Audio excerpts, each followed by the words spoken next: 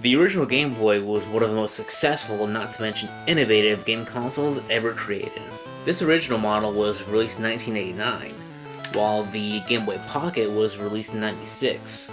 Now, along the way, rival companies like Sega with their Game Gear and Atari with their Lynx released their consoles with color displays and backlit screens and all that stuff.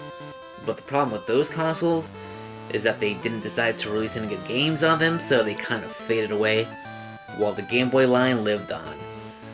Now, like I was saying though, the Game Boy didn't have any kind of color display or backlit screen, so the lighting situation wasn't exactly ideal. You had to use these contraptions like this thing or this thing, you know? Just, they were garbage, come on, let's be honest. So you either had to have some really bright lights at your house, or you had to go outside. But I mean, come on, we're gamers, we don't go outside.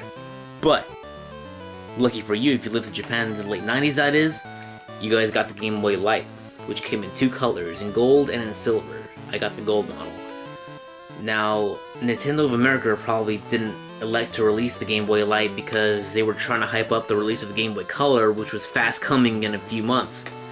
And they didn't want to cannibalize sales and all that crap. Us Americans wouldn't get a properly lit screen until the Game Boy Advance SP a few years later. So anyway, let's get a closer look at the Game Boy Light. Alright, and here is the Game Boy Light in all its glory.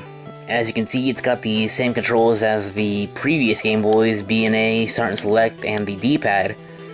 The buttons actually have more of a Game Boy Color aesthetic to them, with the B and A being sort of indented into the buttons. Got the on and off switch, actually has off and then on/light, so you can actually play the Game Boy with the light off. But I mean, why would you do that, right? I mean, I bought this for the light, so I'm gonna play with the damn light on. Got the power adapter and the headphone jack, so when you're wearing headphones, people know not to bother you while you're playing the best game ever made, Mortal Kombat 1 on Game Boy, right here.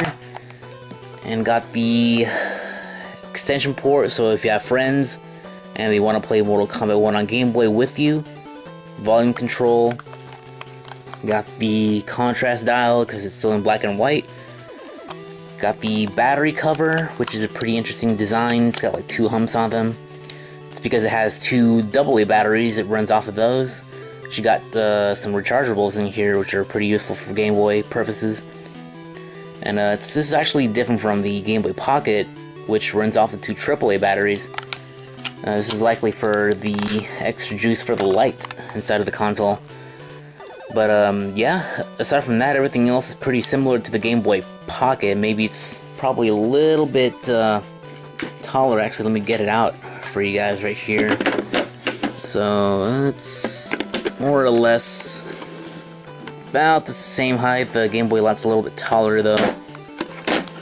So everything else is pretty similar though. Just like I said, the battery cover is a little bit different, but yeah, let's check out a little demo of the actual light itself. So, I'm gonna turn off all the lights and play some Mortal Kombat 1 for the Game Boy for you guys. Hope you guys are all excited for this wondrous moment. Alright, don't get spooked. It's a little dark in here, but let there be light. There we go. Alright, best game ever made coming right up. Mortal Kombat on Game Boy by Acclaim and Probe. It's an interesting name. Oh yeah, music to my ears, man. Just beautiful music. Can't even tell who's who, but I mean, that's part of the excitement though of this game. But I think I'm Scorpion. And guess I'm fighting with Sub-Zero. Alright, classic matchup right there. Fight. Let's do this. Let's see who's the stronger ninja. Here's Sub-Zero. Get over here. Man, I can't even pull off the what do you call it? The hook thing that he uses. Man, I just absolutely adore how it takes like a full second for the fighter to respond to your button commands. It's so good. Wonderful graphics and everything. And the music is just absolutely just delicious, you know?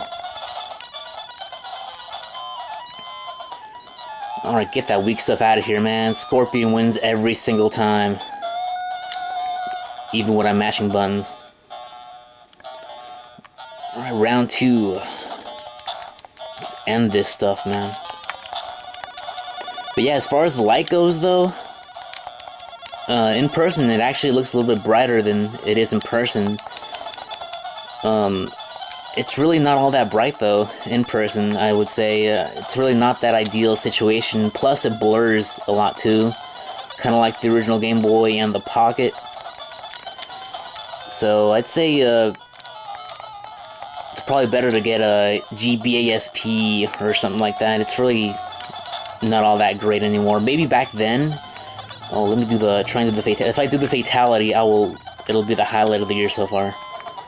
No, I can't do it. Not with this lag on this version of the game. But maybe back then the light was a little bit better. But maybe over the years the capacitors or something like that have probably weakened. So maybe it's not as bright as it used to be. But so far, I'd see a better situation. I'm gonna turn this crap off. It's just not. This game is terrible. But I'll give you my final thoughts right now. But anyway, the Game Boy Light just didn't last too long. The 4-color Game Boy was almost a decade old by this point, and the next Game Boy Evolution, the Game Boy Color, was fast arriving. So this would ultimately be a Japan-only console. Now, as far as recommendation goes, I can't really give it a glowing recommendation because it's pretty expensive, about $80 to $100 on eBay. And for the actual light itself, it's just not very bright. It's not really the most ideal experience unless you're like some sort of advanced darkness or something like that, you know? So I'd say for the same price point, if you're a retro junkie like me, I'd say go for the backlit biverted Game Boy original. I actually did this one myself. Or go for the Game Boy Advance's P101, which is like around $50 more or less, with the backlit screen, or even the original Game Boy Advance SP with the frontlit screen. It's also still a pretty good console, which is like around 40-ish, around there. But that's pretty much about it on the Game Boy Light. I hope you guys enjoyed the video, and I'll see you guys next time.